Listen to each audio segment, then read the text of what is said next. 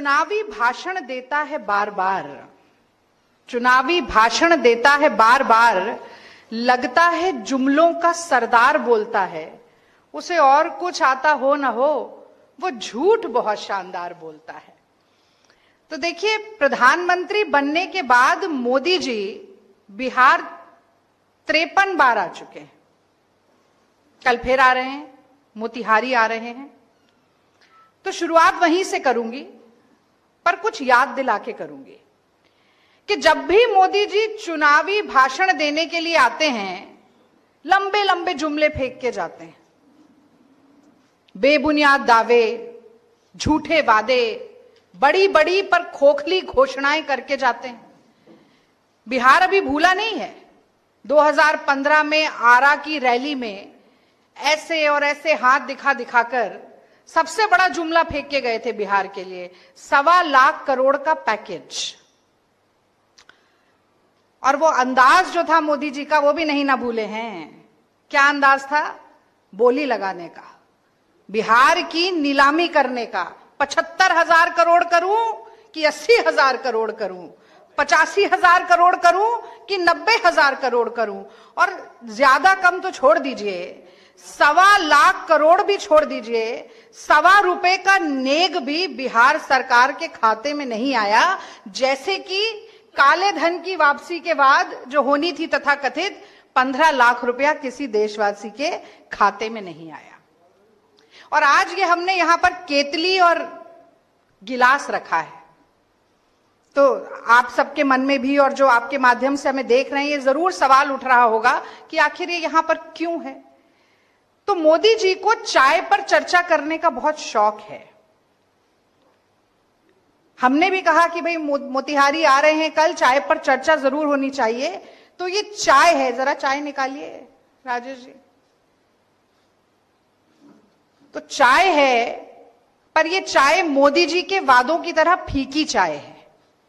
वो इसलिए फीकी है क्योंकि 2014 में आए थे मोदी जी और कह के गए थे कि मोतिहारी की शुगर मिल जब शुरू हो जाएगी तब मैं दोबारा बिहार आऊंगा और वहां की चीनी की मीठी चाय पीऊंगा। तो चाय तो हमने मेहमान नवाजी में रखी है, पर हमने उसमें चीनी नहीं डाली, क्योंकि मोतिहारी की बंद पड़ी हुई शुगर मिल को आज भी नरेंद्र मोदी जी के वादे और 10-11 साल पुराने वादे के पूरे होने का इंतजार है। और वो बंद पड़ी हुई शुगर मिल इस बात का प्रत्यक्ष प्रमाण है कि मोदी रीति सदा चली आई, मोदी रीति सदा चली आई, जो कह जाए वो कभी ना निभाई। तो आपके माध्यम से मैं बिहार की जनता को याद दिलाना चाहती हूं कि जो वादे पहले पूरे नहीं हुए, आगे भी लंबे लंबे जुमले छोड़ के जाएंगे, वो फेंकेंगे, आप लपेट लीजिएगा, पर विश्वास। मैं समझती हूं कि लोकतंत्र मजबूत होता है सवाल जवाब से, जिम्मेदारी से, उत्तरदायित्व से। जब सरकार को कटघरे में खड़ा किया जाए, सवाल पूछे जाएं और देश के लोकतंत्र के चौथे स्तंभ को जवाब मिले। लेकिन 11 साल में नरेंद्र मोदी जी ने तो एक प्रेस वार्ता की नहीं, आप लोगों का सामना किया नहीं, कोई सवाल लिए नहीं और जवाब दिया नहीं। लेकिन जिम्मेदार विपक्ष होने के नाते कल मोदी जी के आने से पहले हम 5 बड़े सवाल मोदी जी से पूछना चाहते हैं।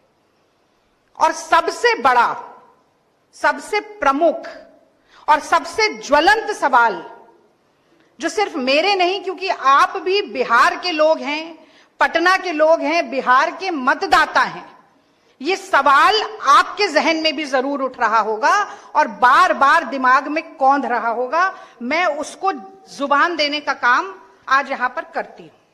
तो सबसे पहला और सबसे प्रमुख सवाल यह है कि मोदी जी, आप बिहार में वोट की चोरी यानी कि चुनाव की चोरी क्यों कर रहे हैं?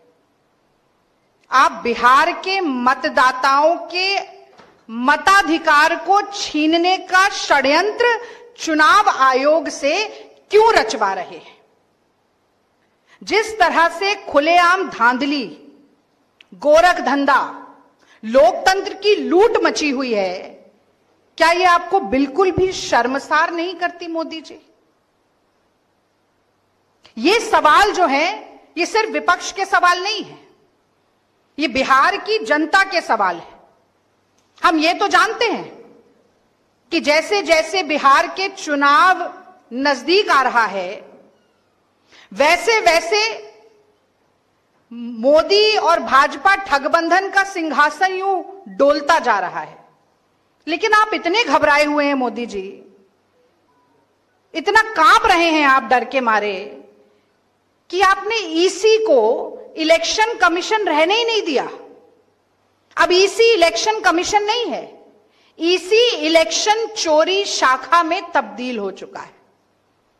और यही बात आज देश के नेता प्रतिपक्ष राहुल गांधी जी ने ट्वीट के जरिए भी कही, और एक बार फिर चुनाव आयोग, मोदी जी और उनकी ये राजनीतिक सांठगांठ का पर्दाफाश करने का भरपूर प्रयास किया, और उसमें सफल भी हुए। क्योंकि आज देश का पूरा जो आज के दिन का नैरेटिव है वो इलेक्शन कमीशन को इलेक्शन चोर शाखा के रूप में जान रहा है और बोल रहा है।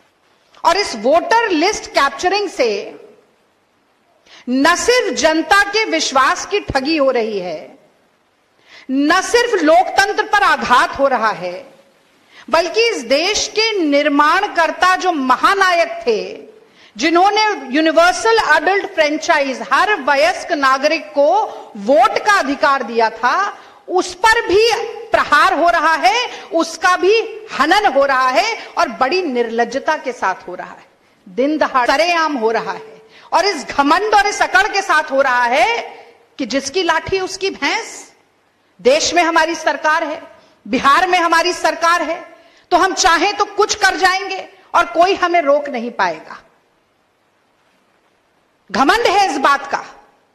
लगता है उन्हें बार बार ये भाजपाइयों को कि लश्कर भी हमारा है, सरदार हमारा, हम झूठ को सच लिख दें, अखबार हमारा, और बिहार के फरियादी जाएं तो कहां जाएं, कानून हमारा है, दरबार हमारा। लेकिन मैं बता देती हूं कि जिस तरह से अजीत अंजुम जी ने ये रिपोर्टिंग की है, ऐसे निर्भीक सच्चे पत्रकार जब तक हैं और संविधान को हाथ में लिए गरीब, पिछड़े, शोषित, दलित, अल्पसंख्यक, हर वो व्यक्ति जो पंक्ति में अंतिम दर्जा प्राप्त है, उसकी लड़ाई लड़ने के लिए राहुल गांधी जैसे नेता जब तक इस देश में है, तो मोदी जी की अपने मन की बात लोगों पर नहीं थोपी जा सकेगी।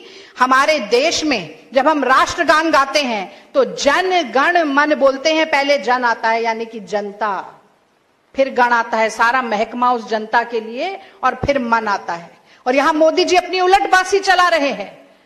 स्पष्ट है कि हारने वाले हैं बिहार का चुनाव, तो वोटरों को उड़ा दो, वोटर लिस्ट अपनी मनमर्जी से करो। और उसका प्रत्यक्ष प्रमाण हमने कल भी देखा दरभंगा में। भाजपा की महिला जिलाध्यक्ष बीएलओ के साथ बैठकर वोटरों की छटनी कर रही है। अपने वोट इस तरफ, विरोधी वोट हटा दिए जाएं। तो भाजपा के मतदाताओं को भी चिन्हित किया जा रहा है और भाजपा विरोधी मतदाताओं को भी चिन्हित किया जा रहा है, और जो भाजपा विरोधी है उन्हें धड़ल्ले के साथ उड़ाया जा रहा है।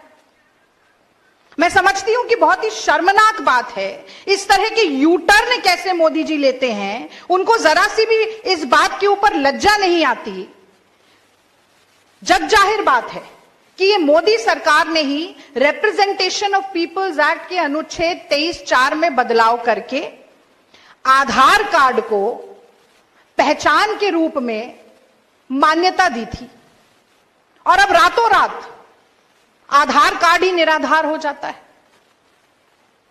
वो राशन कार्ड जिसका ढिंडोरा पीट पीट के आप दिल्ली में भी सरकार बनाते हैं, आप बिहार में भी सरकार बनाते हैं, आप कहते हैं कि हम तो मुफ्त राशन देते हैं 80 करोड़ लोगों को, वो राशन कार्ड भी अब मान्य नहीं रहता है। कि SIR स्पेशल इंटेंसिव रिवीजन के नाम पर किस तरह का फर्जीवाड़ा चल रहा है। जो सेंटर चलाए जा रहे हैं उसमें कोई मतदाता नहीं है, केवल BLO बैठे हैं, फॉर्म अपने आप भरे जा रहे हैं। एक वोटर लिस्ट सामने रख ली है, उसमें से नाम देख देखकर मनगढ़ंत हस्ताक्षर, दस्तखत, सिग्नेचर किए जा रहे हैं।